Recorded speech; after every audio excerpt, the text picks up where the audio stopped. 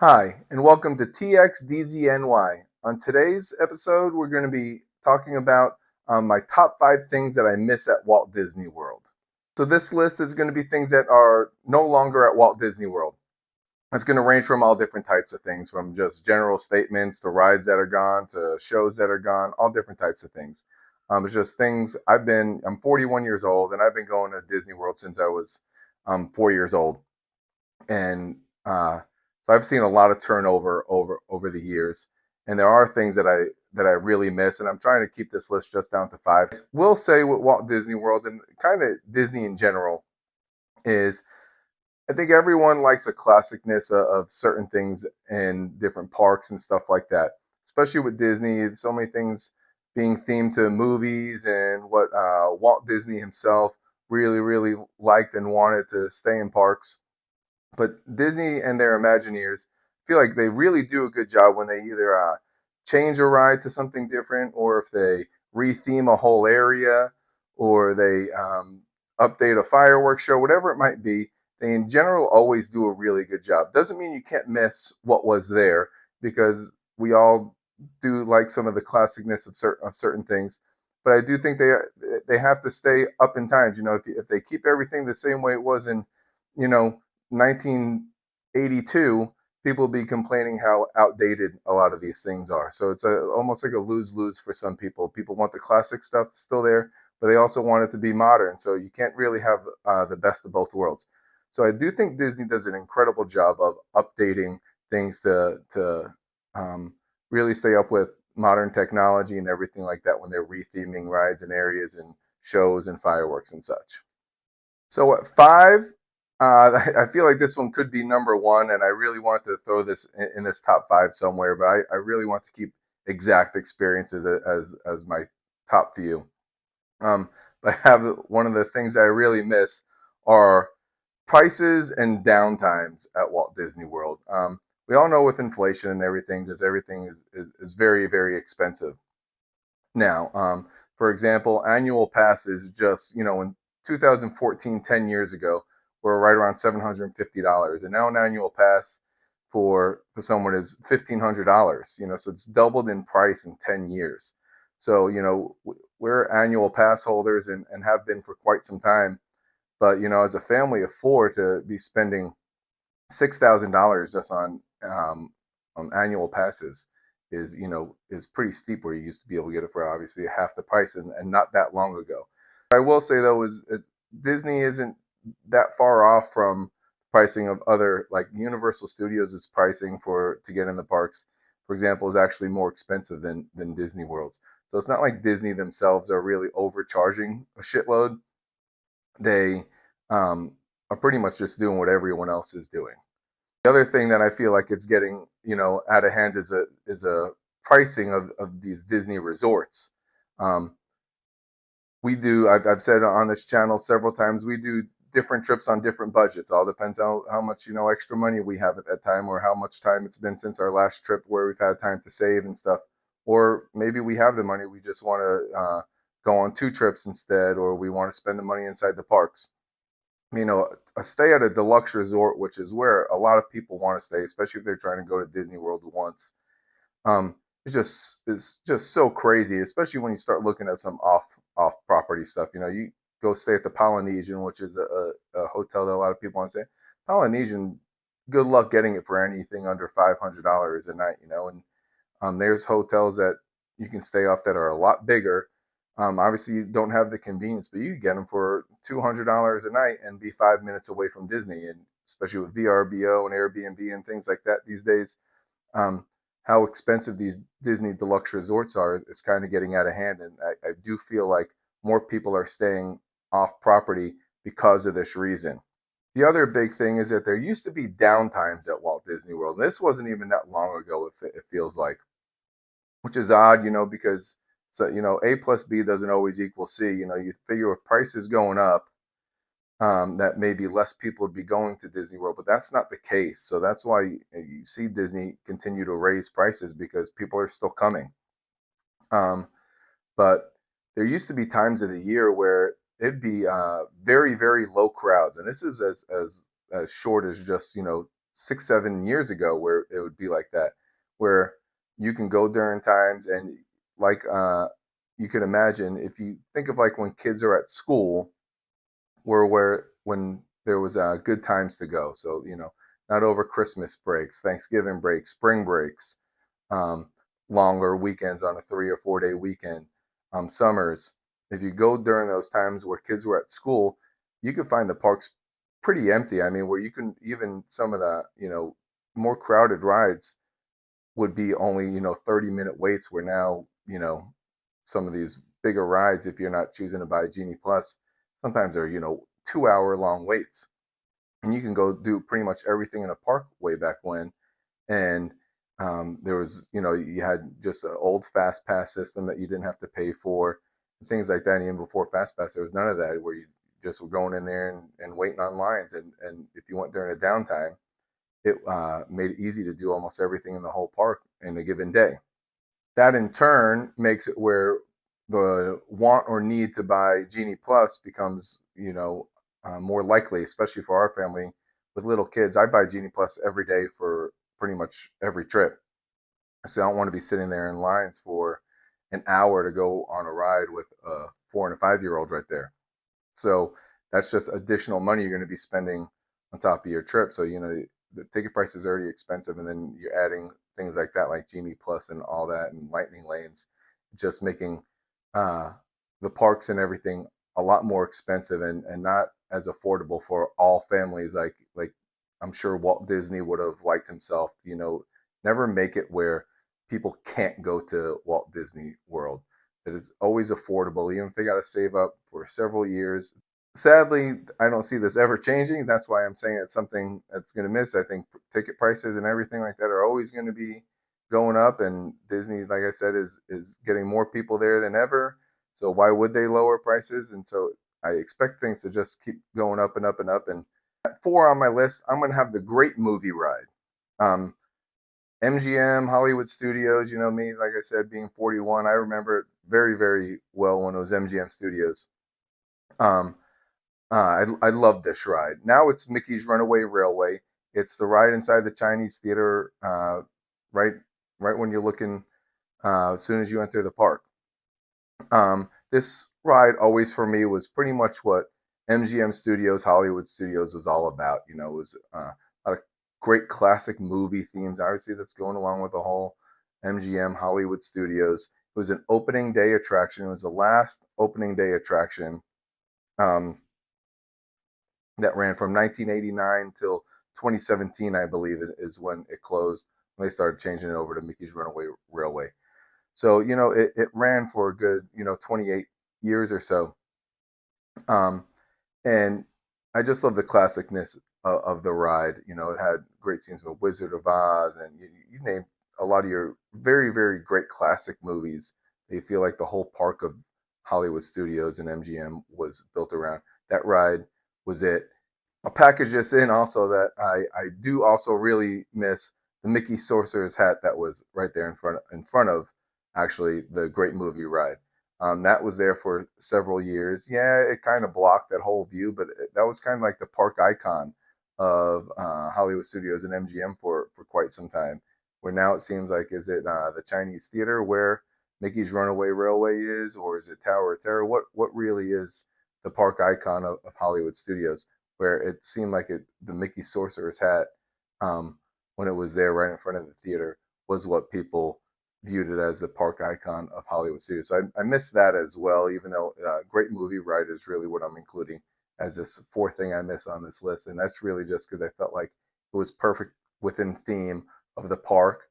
And I would have liked to see that stay. It was just one of those classic rides that I didn't think got outdated because it was kind of going through the history of some really good movies through Hollywood, and I would have liked to see that stay. And I do love Mickey's Runaway Railway. So that's part of what I was saying to start this video, where it's not that I don't like sometimes what Disney has changed. It's just that I kind of miss some of the classicness of it. So I do like Mickey's Runaway Railway, but if I had to choose, I would like to see it. Have seen the Great Movie Ride stick around at Hollywood Studios MGM.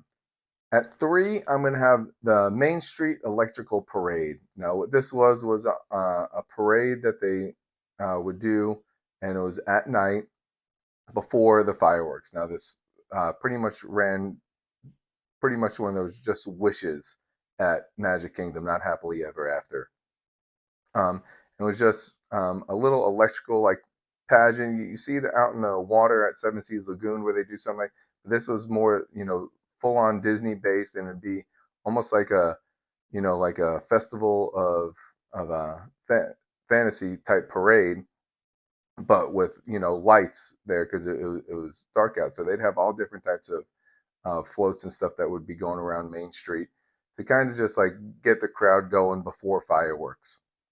This parade at Magic Kingdom ran from 1977 all the way to 2016. So obviously a very long time, but have very large gaps during those years that they didn't have the Main Street Electrical Parade. That was from 1991 to 1999, so an 8-year gap there where they didn't do the parade, and then 2001 to 2010, so another 9 years.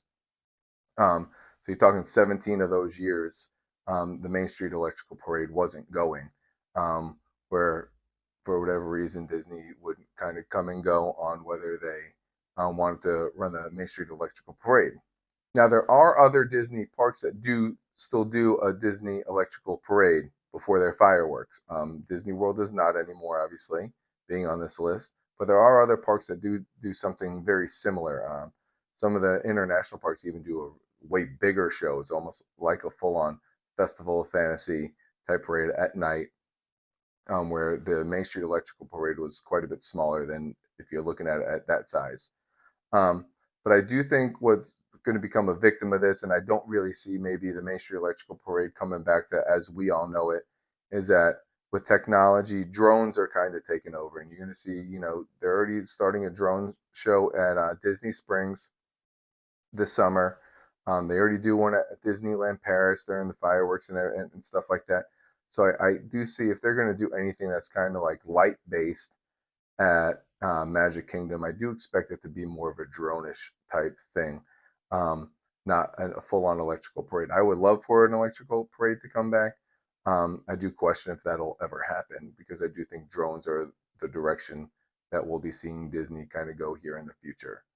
Okay, now these next two are very, very near and dear to my heart. I'm a huge, huge Disney Christmas fan. I'm a huge Christmas fan in general. I love Halloween also, but my love for Christmas is next level. I love having my Christmas tree up, and so in my house, and I saw people even putting it up so early where they were decorating it for Halloween. So that's what we do now. Right after Labor Day, I put up my Christmas tree and I have it decorated pretty much like a Disney and Harry Potter type Halloween tree. And then right when thanks Halloween hits, I switch it over and make it my Christmas tree. So I'm one of those people that on November 1st all the way through January 1st, 2nd, somewhere like that, have my Christmas tree up, and the actual tree is up as early as early September. So I'm just a huge Christmas fan, and so these next two on this list are things that are no longer at Walt Disney World that were Christmas based. Number 2 on this list is going to be the Osborne Family Spectacle of Dancing Lights. This was a Christmas light show that was at Hollywood Studios that ran from 1995 to 2016. It was named after a family that would do a huge, huge Christmas light display in Arkansas, actually. It was originally like a residential street on the Backlot Tour, if you guys remember the Backlot Tour that's no longer there. That didn't make this top 5, obviously, but I did like the Backlot Tour. That a tram would take you back there to go see the lights when it first opened. I feel like this is when it got kind of next level. In 2005, instead of having it where the tram had to take you with the Backlot Tour, it got moved to the Streets of America area inside Hollywood Studios. For those who don't know where that was like kind of the area that looked like New York and kind of San Francisco. They kind of mixed it, but the Osborne lights were pretty much where it was only where it's supposed to look like it was New York. For those of you who don't know exactly where that area was, and or just kind of want to know, it was right where the Muppets area is now, and where it's going back towards Toy Story Land and now Star Wars Land.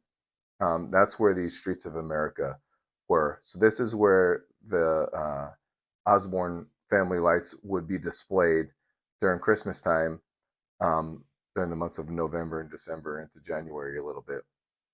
Obviously, the main reason why the show closed was because Disney decided to build a Toy Story Land and Star Wars Land. So much like a lot of these things, I absolutely love Star Wars Land and Toy Story Land, but I hugely miss the Osborne family lights. The word is that they've actually donated all these lights to the Give Kids the World Foundation, which is very, very cool. So the odds of this show ever returning seem very unlikely since they donated all the lights. But I would like to see Disney do something like this in one of their parks. Um, Animal Kingdom's always a park that I think that why can't you do it there? Because you can't do fireworks. They don't really have any big Christmas stuff in the evenings there during their Christmas season. It's not loud noises. It's just music and lights. So the animals would be okay with it. I would love to see like a. It doesn't have to be the Osborne lights, but something like that where it's a huge, huge Christmas light display with dancing lights, the all different great Christmas songs that people like, and a great vibe. They, would have, the fake snow coming down, and the whole vibe was just beautiful.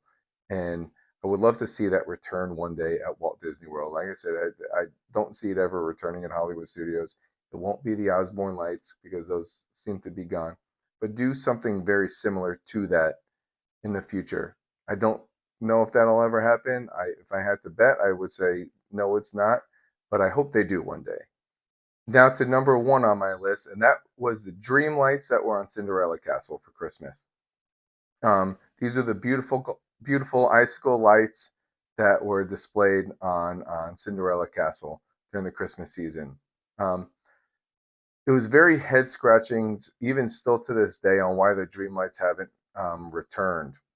Um, it seemed that they went away during COVID and when Walt Disney World was doing their 50th anniversary celebrations, where they redecorated the castle a little bit. And with COVID, they probably didn't have the workers to maybe do the icicle lights because they start putting up those lights it'd be a couple months before Christmas where they start working on putting up those lights, and it would take a month or two to take them down also. So it was a whole process. It would be for Walt Disney World's construction workers. It's like a 6 month process between 2 months of putting them up, them displaying for about 2 months, and then like a month or two to take them down.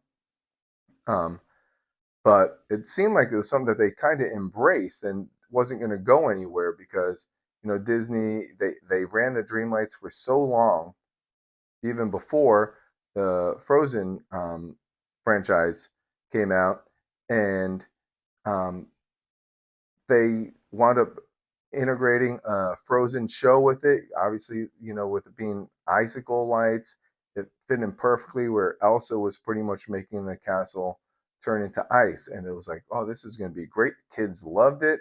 Everything seemed like it'd be something there to stay.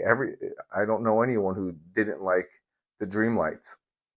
And so to add an additional show during the Christmas season for people to see and to see how beautiful the castle was during Christmas, in my opinion, I mean, Disneyland is, the OG, and there's so much history and stuff there.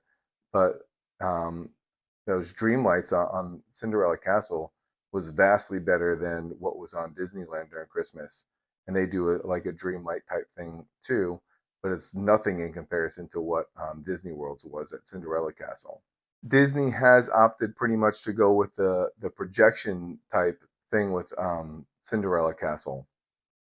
I don't know if that's a money saving thing because they don't have to have the construction workers out there working on it for all those months. Um, but it definitely isn't nearly as good as what the Dreamlights are. I think everyone would agree with that. Um, it seems, and I don't like talking bad about Disney, obviously, as a Disney lover. It seemed almost like a very lazy approach by Disney that they just didn't like the time that it took to do the dream lights. And they said, let's just do projections. You know, people are still coming to the park.